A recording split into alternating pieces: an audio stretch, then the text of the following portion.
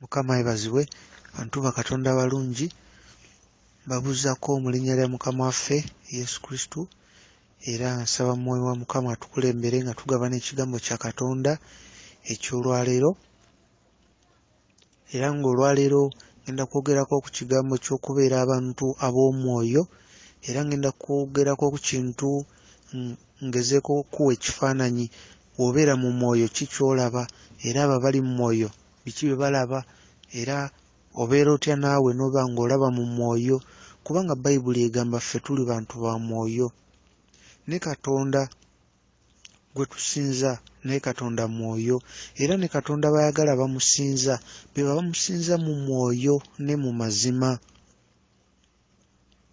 era ne tuba tusome mu kitabo kya Romans chapter 8 verse 9 watulaga nti abo abakulemberwa mwoyo mutukuvu era abalina omwoyo wa Kristo munda mu bo beebo aba Yesu Kristo era Bayibuli etulaga Romans chapter 8 verse 9 awo wennyini walaga nti abo abatalina mwoyo munda mu bo mwoyo mutukuvu si ba Yesu Kristo.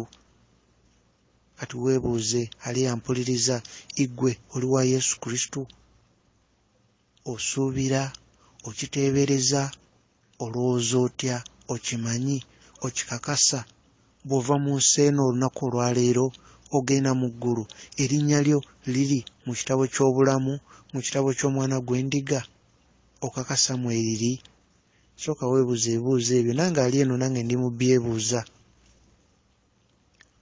osobola n'okukwata Bayibuli n'osooka osoma olunyiriri olwo Romans chapter 8 verse 9 olabe kye wagamba abo bokka abalina mwoyo mutukuvu munda mu bo be ba Yesu Kristo abo abamulina ali ampuliriza mukristaayo munnange osobola okubeera nga mazima owuliriza ebyo bye batusomesa mu Bayibuli ng'era ofuba okola nti obigoberera naye nga tolina mwoyo mutukuvu munda mu ggwe kisoboka kuba mwoyo mutukuvu yatuyigiriza engeri gye tuba n'enkolagana n'oba n'enkolagana Yesu Kristo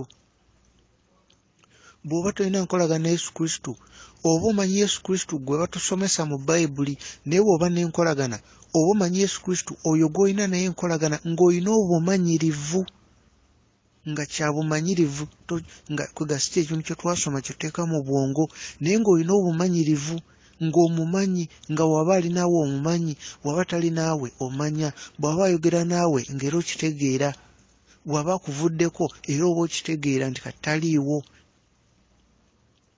kuba Yesu Kristo ali naffe era yagamba talitulekerera ali naffe mu kaseera konna naye tulina omuwendo gwe tulina okusasula okufuna obumanyirivu bw'okumulaba bw'okumumanya bw'okutegeera nti bw'ali bw'okumuwulira ng'obumanyirivu obwo naffe tulina kubeera bantu ba mwoyo kuba naye mwoyo ng'ekituleetera okubeera abantu ab'omwoyo kweyawula ku bibi kweyawula ku masanyu g'ensi eno gy'okoma okufa eri amasanyu g'ensi eno gy'okoma okukola kyonna ky'osobola otambulire mu butuukirivu gy'okoma okubeera omuntu ow'omwoyo Yesu Kristo ffenna atulindiridde ku ddaala ery'omwoyo si kikulu omaze ebbanga ki mu bulokole oba mu kristaayo si kikulu obuulira enjiri oba tobuulira ekikulu obutuukirivu bw'oggwe ng'omuntu omuntu ayinza okugamba naye nze mbadde mu bukristaayo oba mu bulokole emyaka mingi naye boogera ku demoni sizirabangako boogera ku bintu bingi sina kye naalabindabye sina kye nali mpulidde oluusi nga n'aboogera olina kwegamba oba wakanya olimu guli omwoyo ogwakanya ogamba nedda ebintu biboogera babijjawa tebisoboka ekituufu kiri nti ensonga etugaana okubeera abantu ab'omwoyo kusirikira kibi n'oba ng'olina ekibi n'okisirikira n'okikweka mu mutima gwo ng'okikweka Katonda ng'osinza n'otendereza naye nga munda mu ggwe omanye olina ekibi ky'okwese era ng'okimanya ate ogenda nakiddamu naye ng'ate oli mu kusaba Katonda Katonda aba tagenda kukubikkula maaso go kulaba biri mu mwoyo ebeera aba tagenda kukuwa kirabo kya mwoyo mutukuvu yenjawulo eriwo nti abo abeewaayo batambulire mu butuukirivu Mukama babikola maaso g'abago mwoyo abawa mwoyo mutukuvu beba bogerwako mu Romans chapter 8 verse 9 bebo abakristu beba bawulira eddoboozi lye. Mukama waffe Yesu Kristo yagamba nti endiga ze ziwulira eddoboozi lye era zimumanyi naye azimanyi. Yesu Kristo kuyayana kwa mutima gwe akyagala nnyo. Buli gwe ali yawuliriza buli mukristaayo yena gyali Yesu Kristo ayagala abe n'enkolagana naawe ayogere naawe omumanye. Buli kintu ky'owulira ekyogerako mu mwoyo ayagala okimanye. Ffenna Yesu Kristo ayagala tube ku ddaala nga lye lyaliko ng'ali wano ku nsi. Ayagala tukule. Ekyo kyogera mu Ephesians chapter 4 tukule mu mwoyo ayagala kibeerewo. Naye ensonga yokka etugaana kusirikira kibi. Buli lw'osirikira ekibi mu mutima gwo ne weenenya naye n'obaawo kyoleseyo kyotenenya ng'okimanyi ogenda kiddamu, ekyo omulabe kyakossa, ekyo kigenda okugaana okufuna mwoyo mutukuvu. Naye nga ekiseera kino kye tulimu mu mwoyo waliwo ekisa ky'amaanyi nnyo, waliwo okwagala, waliwo ekisa kya Mukama ky'amaanyi kya njawulo. Tosubwa mu kisa guno, tambulira mu butuukirivu. Weenenye tambulira mu butuukirivu. Mukama ajja kulaba okulemerako kw'olina mu mutima gwo okuyaayaana, kuba kitandikira mu mutima gwo n'oba ng'ogaana eddala waba nga waliyo ekirala ekisuka ku bye mmanyi. Nange Mukama njagala mbeko kye ndaba, njagala mbeko kye mpulira n'amatu gange oba kye mmanya n'omutima gwange, kuba Mukama ye akubikkulira n'omanya nti kati kino kye kigenda mu maaso, n'omanya nti kati ali mukwogera nange. Asobola okukozesa abantu abakwetoolodde, asobola okukozesa obubonero, asobola okukozesa ebintu bingi, amaloboozi, ebintu bingi. Oluusi gy'oyita w'otambulira Mukama akusobola okukozesa obubonero bungi nnyo okulaga nti ayogera naawe, naye olina okuba ng'oli mu mwoyo okubiraba n'okubitegeera, kuba ye mwoyo, nawe olina kuba mu mwoyo. Temuli mu sayansi yonna mbu oba magezi ga buntu oba omuntu olina kuba mugezi nnyo. Nedda. Ekikulu kuva ku kibi ne weenenya n'otambulira mu butuukirivu n'ogondera eddoboozi lye eriri mu mutima gwo, eddoboozi lye erikulaga ekituufu ekyokukola n'ekyamu ekyokuvaako. Ekyo kye kisumuluzo. Oli kaabenga kwegamba tebirimu nagamba oba ddaala weeriti ne weeriti mbu oba kati kwegamba oba obeere ku ddaala lino oba ddaala liri. Tambulira mu butuukirivu, weenenye ove mu makubo amakyamu, butereevu ogenda kwesanga mu mwoyo. Kyekikula kyaffe Mukama bwe yatutonda, omutima gwaffe yagutonda, omwoyo gwaffe we yagutonda. Va ku kibi otambulire mu butuukirivu, ogenda kwesanga ng'oli mu mwoyo, ng'era abali mu mwoyo be balaba naawe ng'obiraba. Okuwa obulungi ekifaananyi abali mu mwoyo kye balaba, kankubulire kagero kano.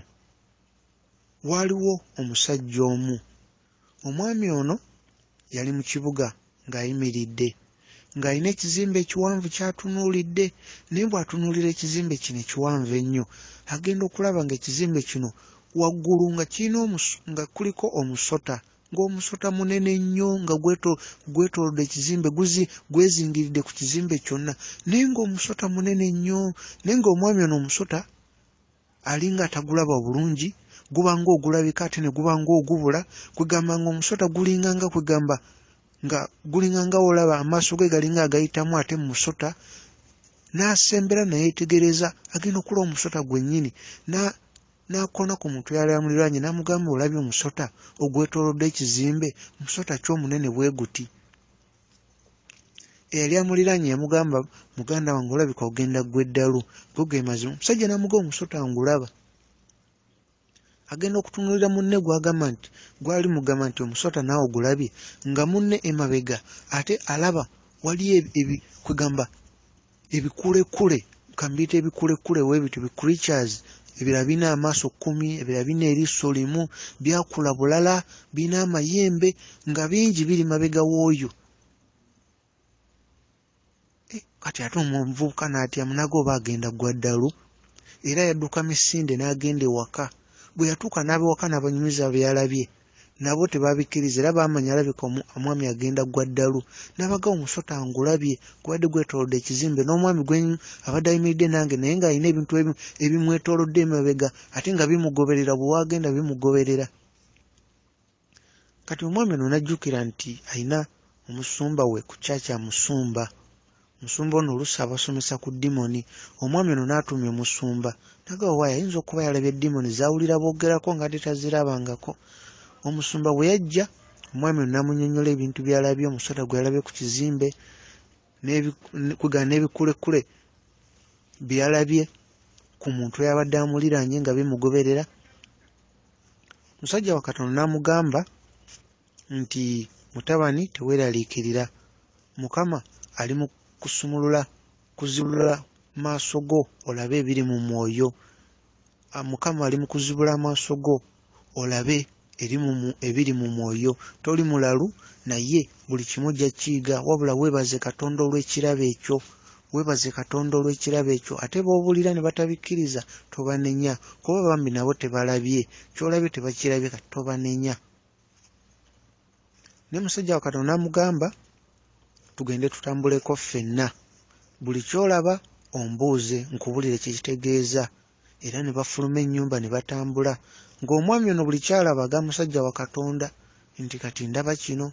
Era bwe baali bakafuluma mu nnyumba n'amugamba waggulu n'engera ebinyonyi ebinene ennyo birina amagulu galinga g'abantu, n'engera ebikulekule eby'enjawulo bye twalaba ng'obulabi katugeze nga mu firimu biringa dragoni. Musajja wa Katonda n'amugamba mutabani, ensi eno gye tulimu ekyo ky'olaba ge mazima amatuufu, wabula bulijjo bibadde bikwekeddwa mu maaso go ng'ebikwekedda mu maaso g'abantu abalala, naye ng'ebyo bigenda mu maaso mu nsi muno. Ebyolaba bibuuka waggulu ezo eddimoni omulabe sitaani byakozesa, era ebyolaba waggulu ebibuuka ezo ddimoni zinoonya bantu bakutta na kuzikiriza kutwala mu muliro. Era omwami agenda okulaba ng'ekimu ku ebyo ebiri waggulu ebibuuka nga kikutte ejjinja ne kibaako omuntu gwe kyakuba ejjinja, naye omuntu yasigala atambula naye ng'ejjinja lyamukuba. Omwami ono n'abuuza musajja wa Katonda, ate nga ekinyonyi ku bunene bwakyo kikanyuza ejjinja ne likuba omuntu oli naye nga asigadde akyatambula. Musajja wa Katonda n'amugamba nti kati biri by'olaba biri mu nsi ey'omwoyo. Mukama abikudde amaaso go olaba mu nsi y'omwoyo ne mu nsi eno ey'abantu aba bulijjo. Namuga kati mu nsi ey'omwoyo tekwalagana n'ensi eya bulijjo. Mu nsi ey'omwoyo oli wakkuba ekintu kijjanga kirowoozo kikyamu, kijjanga kirowoozo kikyamu. Naga kati gwe bakubye ejjinja mu nsi ey'omwoyo gw'olaba jjinja, naye mu nsi eno etali ya mwoyo omuntu oyo waliwo ekirowoozo ekikyamu ekimujjidde mu bwongo bwe, omulabe sitaani kyaleese. Era omusajja wa Katonda n'amugamba buli kirowoozo kikyamu ky'ofuna kiba kyakajjamanya nti obwo bulumbi kuva wa mulabe, obwo bulumbi. Era genderawo mu lutalo oliyite omuliro mu linnya lya Yesu Kristo okirwanyise kisobole okugenda. Ekyo mwami n'akitegeera. Kakati baaba era batambula, agenda okulengera ate omuntu omulala ayakaayakano omuliro nga yeetoolodde n'ekitangaala. Omwami ono n'abuuza musajja wa Katonda, ate abo abaakaayakana abo baba baliko ki? Musajja wa Katonda n'amugamba abaakaayakana abo abaliko omuliro omungi bwe gutyo, abalala bakanga omusana, abo basirikale ba Yesu Kristo. Abo bakulemberwa mwoyo era balina enkolagana ne Yesu Kristo, balina okumanya, balina experience mu kumanya Kristo ali munda mu bo, era balina enkolagana naye. Tebamanyi bumanya byawandiikibwa, wabula balina obumanyirivu ku Kristo omuntu, Jesus omuntu kikyali ali kuno ku nsi atambula mu bo ow'omwoyo, bamumanyi. Kwe kwakayakana okwo kuba bakolagana naye era n'abalaga ekyokkola. Kakati era omwami ono n'agamba musajja wa Katonda, ate abalala ate abakristaayo waliwo ate ab'emulugunya ne bagamba naye waliwo bye tuwulira nga tetubitegeera, ne mu kkanisa oluusi tetubiwulirangako. Boogera ku dimoni, boogera ku ggulu erisooka, eryokubiri, ate ebintu ebyo bijja bitya? Musajja wa Katonda namugamba ng'amaaso go Katonda we yasobodde ogazibula noba ng'olaba ebiri mu mwoyo, kati mu mwoyo mulimu omulabe Sitaani agalinga headquarter oba ekitebe kye gy'abeera. Kati eyo gye bayita mu ggulu erisooka n'eryokubiri, era abasirikale be bo bamulwanyisa naye batuukayo. Kati n'obaawo omuntu eyajja n'ayitawo, mukyala eyayitawo ng'aliko malayika ekutte ekiso emuwerekera emabega. Musajja wa Katonda amugaa kati olaba oyo aliko malayika erina ekiso emuwerekera, kati oyo gy'asabira asabira bwa musajja wa Katonda omutuufu aliko ekisa kya Katonda. Kati musajja wa Katonda omutuufu asabira abantu bonna abali wansi w'okuwuliriza eddoboozi lye, bonna ababeera mu kkanisa abasabira ne famire zaabwe. Kati ekisa ekiri ku musajja wa Katonda oyo kye kireetera abamalayika okugoberera abantu abo. Oluusi abantu abo balina ebintu bye bakozesa ebyasabirwa nga musajja wa Katonda yabisabira. Oluusi ziba ngoye, obuluusi kayinza okuba akakomo, ebintu eby'enjawulo, kuba ebintu ebyo nabyo mu nsi ey'omwoyo bukuumi, nga oba nakyo malayika ajja naye kugamba abeera akukuuma olw'ekyo ky'oyambadde. Era musajja wa Katonda agawa omwami ono nti buli muntu nga ddala abulirwa enjiri basajja ba Katonda batuufu alina obukuumi obw'enjawulo, kubanga eryo eddoboozi lye bawulira. N'ekirala musajja wa Katonda oba mukyala wa Katonda abeera abasabira, abeera intercedinga, aba agenda ewala ebuziba mu lutalo n'alwana olutalo olwabo bonna abawulira eddoboozi lye, bonna aba alwana olutalo. Kati ekisa kya Katonda nakyo Mukama kyaba mutaddeko agabanyaako n'abo bonna abamuwuliriza. Musajja wa Katonda nga kyatambula n'omwami ono yazibuka amaaso kati ng'alaba ebiri mu mwoyo, n'abeera nga ga musajja wa Katonda naye lwaki buli omu talaba ebintu bino ebigenda mu maaso mu nsi? N'alaba Sitaani kyakola mu mwoyo. Sitaani ng'emyoyo mingi amaliriddo gitwala mu muliro, ate Sitaani ng'emyoyo mingi ne gye tuyita egy'eddiini ate nga agyolekeza mu nnyanja ey'omuliro. Musajja wa Katonda n'amugamba ensonga eva ku ekyo y'ey'okubeera nti Mukama gwe tusinza mwoyo, yatuwa ne Mwoyo Mutukuvu, naffe tulina kuba ba mwoyo. Kati omuntu yenna nga si wa mwoyo, ng'agoberera bugoberezi byawandiikibwa era ng'agoberera bugoberezi ebisomesebwa mu kkanisa, ate ng'oluusi tebamubuulidde ku butuukirivu na kwenenya, oyo Katonda aba amusinza na kuteebereza na feeling, naye aba talina bumanyirivu bwa Yesu Kristo, omuntu ow'omwoyo. Okubeera n'obumanyirivu bwa Yesu Kristo, omuntu ow'omwoyo, kwe okutambulira mu mwoyo, noba nga Yesu Kristo olina enkolagana naye. Ekyo kitusomesebwa Mwoyo Mutukuvu, era ng'okutuuka ku leve eyo, ku ddaala eryo, olina kutambulira mu butuukirivu, olina okuba nga mutima gwo tokwese kibi kyonna, kuba ye Mukama atunuulira mitima. Naye kasita osirikira ekibi kyonna, oba tosobola kufuna Mwoyo Mutukuvu. Malayika ezikwetoolodde ekiragiro Mukama aziwa okukkiriza zikuwe Mwoyo Mutukuvu, zizibule n'amaaso olabe ebyo ebikwekebwa eri abalala nga otambulidde mu butuukirivu. Naye kasita ozibira ekibi kyonna, okuzibira ekibi kitegeeza na buli kantu konna k'omanyi omulabe Sitaani kayitamu okutuukako eryo ekkubo n'oliggala, okugeza nga oli mwami mufumbo oba mukyala mufumbo, naye ng'ate omanyi mu ssimu yo ate olinamu ennamba endala ate gy'okozesa okukola ebitali bituufu. Bwe weenenya eri Mukama ate ennamba eyo n'ogisigazaamu, kitegeeza osirikidde ekibi, kuba ojja kuddamu ogikube. Kati ennamba ogiggyamu oba nkolagana okugamba buli kimu okyesalirako ddala otambulire mu butuukirivu. Buli kintu ky'olabe, buli kkubo ly'omanyi Sitaani lyayitamu, bw'oliggala eryo ekkubo lyo erikutwala obeere omuntu w'omwoyo, ate Yesu Kristo akulage n'ebisingawo.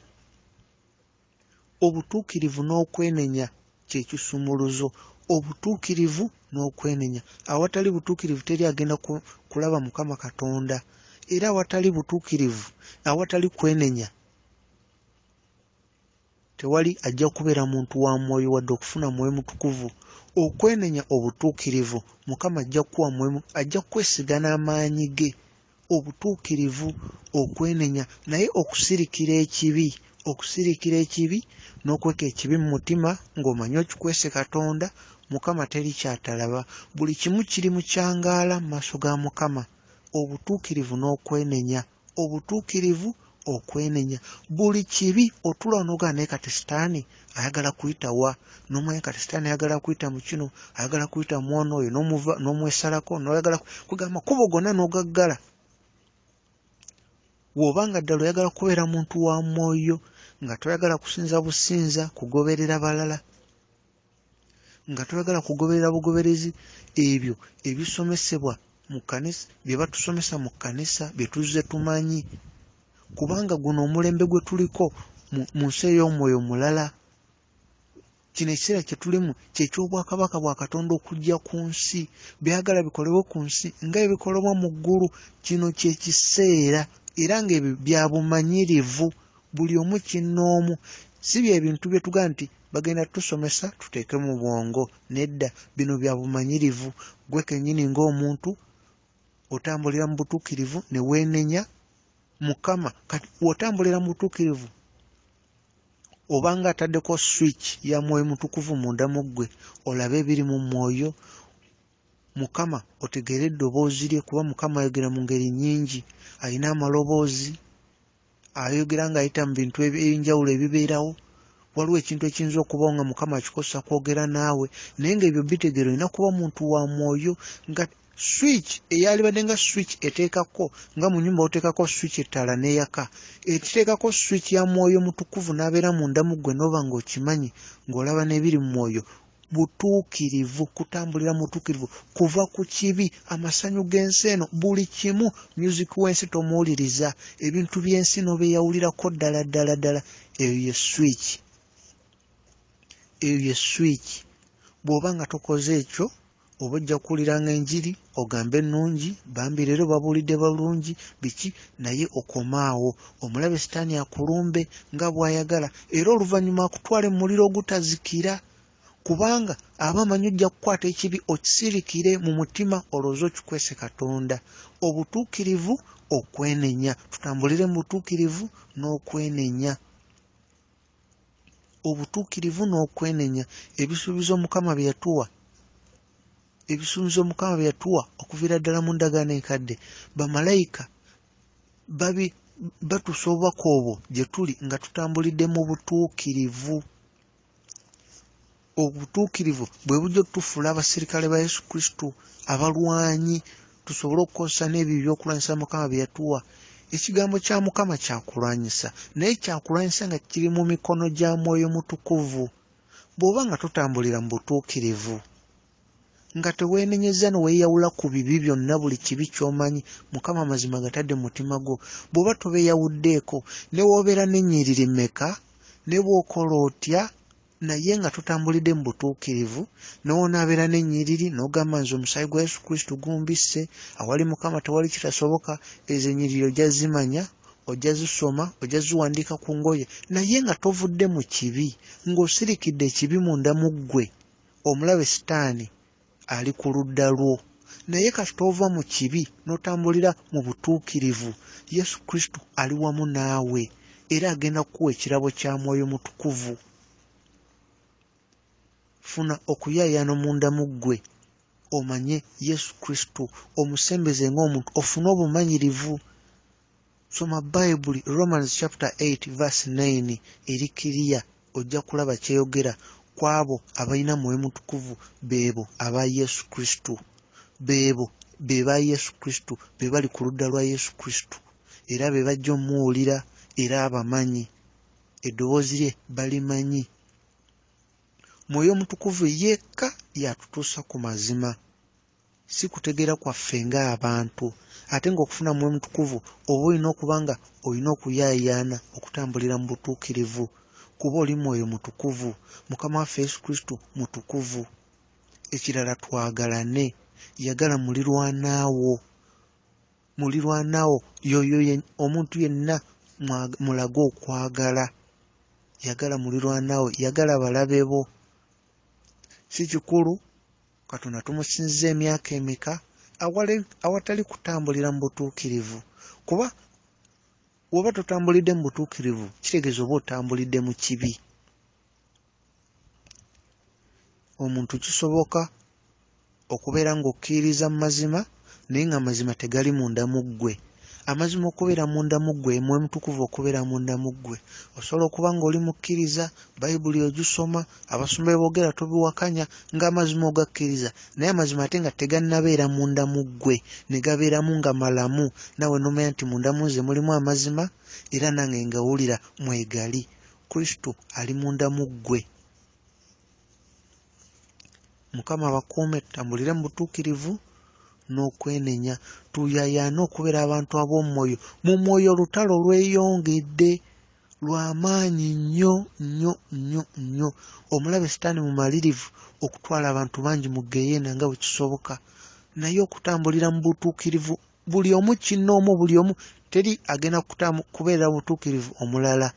Buli omu olina okuva ku kibi, amasanyu g'ensi eno, omutima gwo n'ogulongoosa ne weenenya n'ojja eri Yesu Kristo. Olwo ojja okufuna obumanyirivu bwa Yesu Kristo. Omuntu, va ku bino bye tusoma, naye omuntu, kubanga ajja kuba alina okwogera naawe. Ye tatuleka, ali naawe awo wooli, naye okumuwulira, okumanya ki kyagamba, ekiteekako switch kutambulira mu butuukirivu. Ne bwe tunaakola ebirala byonna naye nga munda olina ekibi ky'osirikidde, Mwoyo Mutukuvu tajja kubeera munda mu ggwe. Ojja kuba okiteebereza mbu ali munda mu ggwe, ojja kuba okisuubira, naye tojja kuwulira ddoboozi lye. Bw'oba towulidde eddoboozi lye onaamugondera otya? Omulabe Sitaani waanajja okulumba oneerwanako otya? Ekigambo kya Mukama kyakulwanyisa nga kiri mu mikono gya Mwoyo Mutukuvu. Mwoyo Mutukuvu yekka yatulaga amazima, obutuukirivu, okwenenya. Mukama bakuume.